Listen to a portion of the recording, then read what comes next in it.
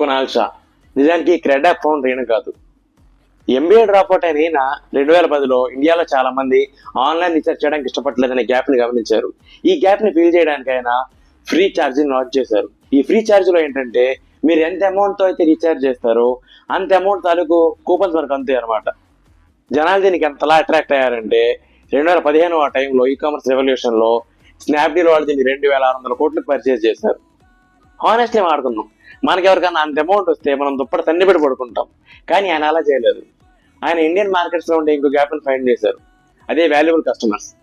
అంటే బేసిక్ గా financial institutions కానీ బ్యాంక్స్ కానీ ఎవరైతే time to time credit card bills కడతారో వాళ్ళు వాల్యుబుల్ కస్టమర్స్ అంటారు. అలాంటి వాళ్ళందరినీ ఫైండ్ చేయడానికి బ్యాంక్స్ కష్టం అయిపోయింది. అదే టైంలో క్రెడిట్ లాంచ్ చేశారు. దీనిలో ఏంటంటే ఎవరైతే క్రెడిట్ కార్డ్ బిల్స్ ని ఆన్ టైం కట్టేస్తారో వాళ్ళందరికీ రివార్డ్ పాయింట్స్ వస్తాయి. అలా టైం టు టైం కట్టేసే వాళ్ళంతా క్రెడిట్ లో జాయిన్ అయ్యారు.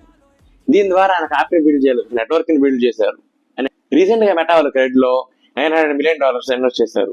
అండ్ దాంతో పాటు వీరిని వాట్సాప్ గ్లోబల్ లీడర్ గా అపాయింట్ చేశారు. మామ, నువ్వు కనిపెట్టిన మార్కెట్ క్యాప్ ఏదైనా ఉంటే కామెంట్ చేయమా.